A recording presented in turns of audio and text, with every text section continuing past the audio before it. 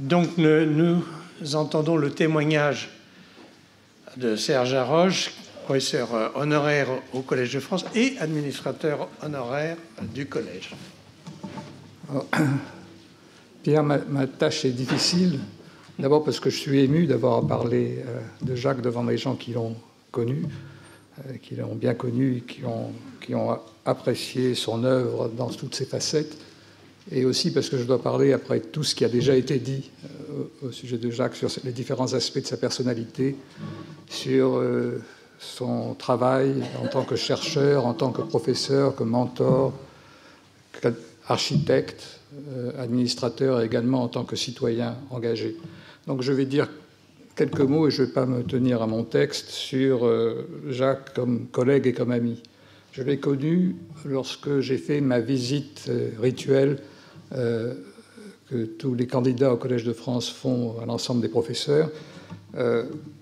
Pierre-Gilles de Gênes, qui avait présenté ma candidature, m'avait dit « Tu vas voir, l'un des avantages, des privilèges du Collège de France, c'est que les professeurs qui sont admis font connaissance avec des gens qui travaillent dans des domaines très différents du leur, et qu'on a ainsi un enrichissement extraordinaire parce qu'on est amené à fréquenter dans le monde académique des gens qu'on ne fréquente pas dans les universités françaises.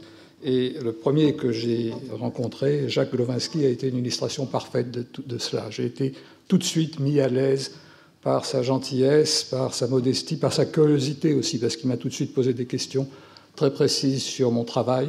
Et la glace a été rompue très vite, et je me suis rapidement rendu compte qu'il avait une personnalité exceptionnelle. Et ça a été confirmé par toute l'expérience que j'ai eue en le côtoyant au cours des années suivantes. J'ai été toujours impressionné par les qualités qui ont déjà été évoquées, sa rigueur, la confiance qu'il mettait dans les gens, son enthousiasme. Aussi, le fait qu'il, lorsqu'il avait une idée, lorsqu'il pensait que quelque chose était juste, il le défendait jusqu'au bout avec ténacité, ça a également été dit, et que cela a provoqué parfois des conflits qui pouvaient être véhéments. Lorsque ça a été évoqué à plusieurs reprises par certaines personnes qui ont parlé avant moi, et en les écoutant, je me suis demandé sincèrement, est-ce que j'ai été moi-même l'objet de cette colère, de ce courroux? Et ça a résonné lorsque Michel Zinc a dit « tu m'énerves ». Effectivement, je me suis souvenu qu'à 2 ou 3 occasions, il m'avait dit la même chose. Mais il était capable, il faisait tomber la tension immédiatement par un mot d'humour, par un mot d'autodérision souvent, et il arrivait à régler ses conflits, même lorsque ces conflits étaient relativement graves et qu'il prenait une allure institutionnelle. On a beaucoup parlé de Jacques Glowinski, l'architecte. Je dois dire que j'ai été extrêmement impressionné par son travail dans ce domaine. J'avais assisté pendant des années et des années à des cours du Collège de France dans les anciens amphithéâtres qui avaient leur charme malgré leur vétusté. Mais lorsque je suis revenu au collège, lorsqu'on m'a proposé une chaire et lorsque je suis revenu au collège à la fin des années 90, j'ai été vraiment ébloui par l'harmonie de cette architecture. Jacques avait su s'entourer donc de grands architectes et il avait su allier à l'environnement historique des bâtiments du XVIIIe siècle la modernité. Et je suis sûr que tous ceux qui assistent aux cours qui sont donnés à l'amphithéâtre Marguerite de Navarre ou qui déambulent dans les foyers ou qui visitent ces caves dans lesquelles un petit musée a été installé, contrairement à ce que disait André Miquel, on a quand même trouvé des choses intéressantes dans les fouilles et ces choses sont exposées et c'était absolument exceptionnel. Il y a également un petit musée dans la bibliothèque du collège. Tout cela, ça manifeste le respect de l'histoire et des traditions alliées à la modernité et on le doit grandement à Jacques. Il a été rappelé d'ailleurs que ces travaux avaient pris un temps très long. En fait, ça a duré 20 ou 25 ans. Ces travaux se sont terminés lorsque j'étais administrateur en 2014, mais ça avait commencé au début des années 90. Et en ce qui concerne leur financement, Jacques m'avait raconté avec son rire communicatif qu'il avait compris quelque chose de ce qu'ils avaient avec André Miquel et lui vu pour la première fois Émile Biasini. Ils avaient commencé par proposer un projet assez modeste au niveau de ce que l'on fait dans les universités, au niveau académique. Et Jacques s'est rapidement rendu compte qu'Émile Biasini écoutait d'une oreille très distraite et il a compris qu'il fallait donner au projet une ampleur qui le rendait digne des grands projets mitterrandiens. Et donc, ça manifeste que le goût pour l'architecture et le sens artistique n'est pas suffisant. Il faut également un sens politique extrêmement aigu, un sens des relations humaines que Jacques avait, qui lui a permis, avec la ténacité qui a été rappelée, de poursuivre cet effort sur des décennies. Je crois que la deuxième partie des travaux, celle à laquelle j'ai été plus directement associé avec Pierre Corvol et puis ensuite au cours des 3 années où j'ai été administrateur, a été plus difficile parce que les locaux qui se trouvent, qui ne sont pas accessibles au public, sont moins visibles et que pour les gouvernants et pour les politiques, ils leur attachent sans doute moins d'importance. Mais pour Jacques, c'était essentiel. Ce projet n'était pas simplement un projet architectural, c'était un projet pour l'esprit et pour la mission du Collège de France, comme ça a été rappelé avant.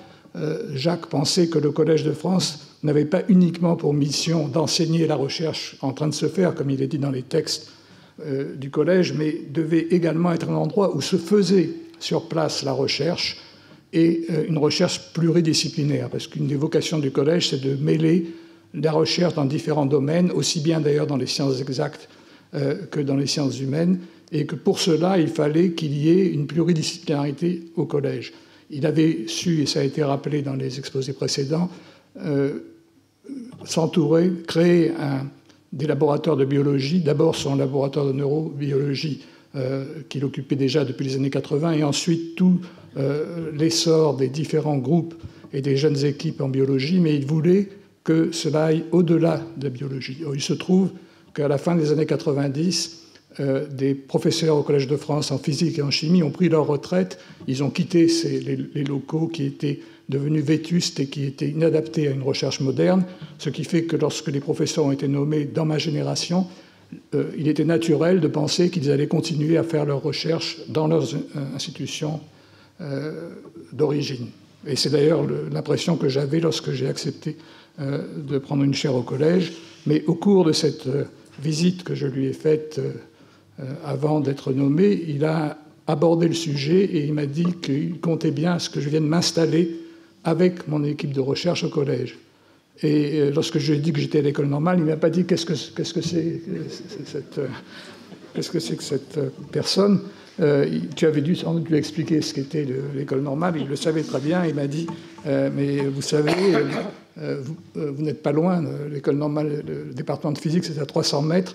Et vous n'allez pas vous priver des chercheurs et des jeunes normaliens qui viendront dans votre laboratoire. Et il m'a convaincu. J'ai accepté effectivement d'y amener mon équipe. Et lorsque, bien des années plus tard, les travaux ont été finalement achevés, en 2014, nous avons été très heureux d'y entrer.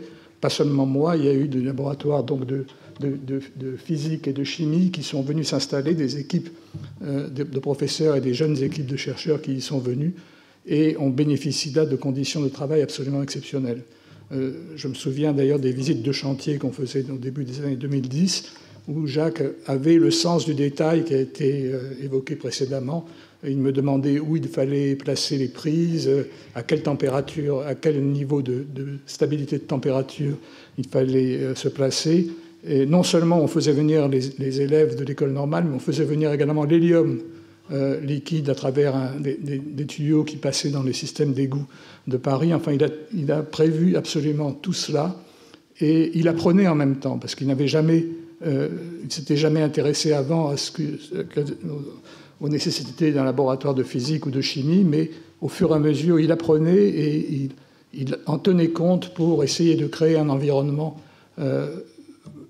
exceptionnel pour les chercheurs. Il pensait également aux espaces de convivialité, aux salles de réunion, et, chose absolument exceptionnelle, à cette terrasse qui se trouve au dernier étage du bâtiment. Et chaque fois qu'on monte cette terrasse et qu'on voit l'environnement historique dans lequel on a la chance de pouvoir travailler, on a une pensée pour Jacques Glowinski.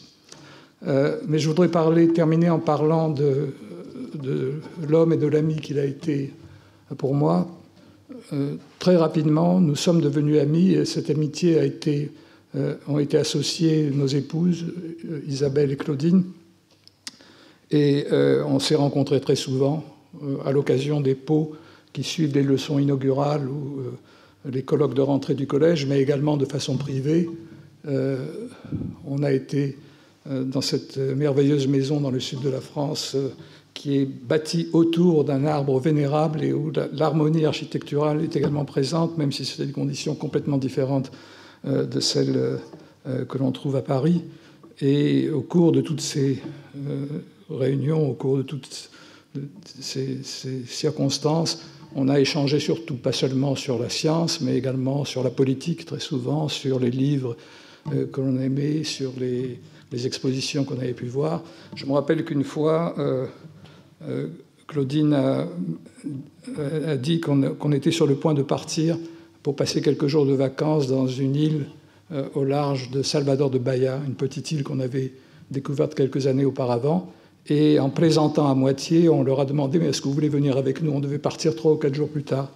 Et Jacques, avec son sourire et en riant, a dit « Mais pourquoi pas ?» Et Isabelle a dit qu'elle était d'accord également, et ils se sont joints à nous. Et on n'avait jamais réussi ça avant. Il nous a été, à plusieurs reprises, on avait fait ce même genre de proposition à d'autres personnes qui, raisonnablement, nous avaient expliqué que ce n'était pas possible de le faire aussi vite, etc. Donc on s'est retrouvés donc une semaine plus tard, sous les tropiques, sous les cocotiers et au bord de la plage. Et là, on a passé 10 jours extraordinaires où on a parlé à nouveau de tout, de nos enfants et petits-enfants, des choses qu'on aimait, de la politique, bien sûr, qui était quelque chose à laquelle Jacques s'intéressait beaucoup. Et il nous a parlé des épisodes qu'on a évoqués plus tôt, de son enfance, de la période de la guerre où il a dû se cacher, comme il a été dit, de ses parents, de l'école républicaine qui a été pour lui un ascenseur social, on en a parlé également, de ses débuts au Collège de France, dans un institut Marais et chez Albert Fessard. Il manifestait comme ça une espèce de continuité. En fait, Marais, c'était la fin du XIXe siècle. Il remontait dans l'histoire du Collège de France et il se sentait partie de cette histoire. Ensuite, évidemment, il nous a parlé de son séjour aux États-Unis, donc du stage qu'il avait fait avec chez Julius Axelrod, qu'il avait beaucoup marqué professionnellement. Il était aux États-Unis à l'époque de la guerre du Vietnam et de la lutte pour les droits civiques. Et il nous racontait en riant comment ils avaient visité les États-Unis. Ils ont une petite Renault qu'on a vue, je crois, dans le premier film. En fait, c'était l'époque où Renault essayait de s'implanter aux États-Unis. Ça n'a pas été une grande réussite. Mais il a pu donc... ils ont circulé en Renault aux États-Unis. En fait, ceci me donne l'occasion de terminer en parlant de 3 personnes pour lesquelles Jacques avait une grande reconnaissance, une grande admiration et une grande affection. La première, c'était Pierre Dreyfus, qui était un oncle d'Isabelle, et c'est la connexion avec Renault, puisque Pierre Dreyfus a été donc le PDG de la régie Renault pendant des années. Et Pierre Dreyfus était une personnalité qui s'intéressait beaucoup aux humanités, à l'archéologie, qui a joué un grand rôle pour orienter Jacques Glowinski vers ses études universitaires et qui a financé ses études. Il avait pour lui une grande affection. La deuxième personne, c'était Julius Axelrod, qui, comme on l'a dit, signalé avant, en 1970 a eu un prix Nobel de physiologie et de médecine et qu'il considérait comme vraiment son mentor sur le plan scientifique. Et la troisième personnalité dont il parlait, c'était M. Laporte. En fait, je dis M. Laporte parce que c'est comme ça que Jacques Glowinski l'appelait toujours. Et je pense que c'était émouvant et très touchant de voir que Jacques Glowinski, au fait de sa carrière, qu'il avait atteint les plus hauts niveaux académiques possibles, administrateur du Collège de France, parlait toujours de M. Laporte avec un sentiment de déférence et de reconnaissance. Et par là, il se plaçait dans une lignée à nouveau. Il se voyait comme un chaînon dans la chaîne des connaissances. Et c'était remarquable. Je dois dire que c'est une question également de personnalité, parce que je pense qu'aucun des membres de son groupe, de ceux qu'on a entendus tout à l'heure, ne disait Monsieur Glowinski. En fait, on l'appelait Jacques ou Glo. Moi, je ne l'ai jamais appelé Glo personnellement, mais c'était pas du tout du même style que Monsieur Laporte. Voilà, la dernière fois que nous l'avons vraiment vu en personne, c'était il y a 2 ans, juste avant le confinement. Nous avons été dîner dans un restaurant du quartier avec Isabelle, et le dîner a été très agréable comme d'habitude, très stimulant. On a parlé de beaucoup de choses, on a parlé des nuages qui s'amoncelaient à l'horizon, en particulier la crise climatique qui est dans l'actualité aujourd'hui, également de politique. Et il nous avait rappelé en riant que quelques mois auparavant, ils avaient été en métro, assister à un grand meeting politique, je vous laisse deviner lequel, et ils ont été pris dans une foule enthousiaste de jeunes qui transportaient des pancartes et des posters, et il nous a dit qu'ils étaient sans doute les personnes les plus âgées de toute l'Assemblée, mais pas les moins enthousiastes. Voilà, on n'avait pas pensé du tout à l'épidémie, à la pandémie, qu'il a emporté un an plus tard. Après ça, les seuls contacts que j'ai eus avec lui, c'était par courriel. Et il nous a parlé avec enthousiasme des projets qui avaient été initiés par la crise, cette crise pandémique. Il parlait donc des projets dont vous allez parler dans la table ronde qui suit, sur le collège Covid, et sur également l'importance qu'il y avait à associer toute l'Europe, les lumières de l'Europe, pour résoudre et pour répondre aux défis qui se posent à la société actuellement.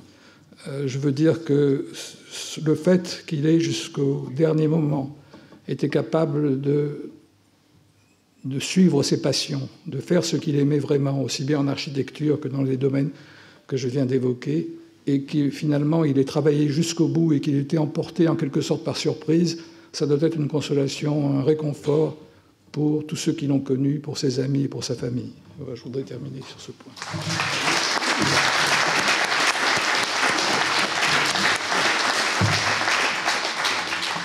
Merci Serge. Tu as parfaitement introduit la table ronde. Effectivement, c'était la dernière manifestation ici même de Jacques. Et donc je vais demander à Anne Fagot-Largeau et les membres de la table ronde qui sont présents, c'est-à-dire Marc Fontcave, Philippe Kouriski, puisque nous aurons une intervention mais vidéo de Philippe Sansonetti qui était à Shanghai.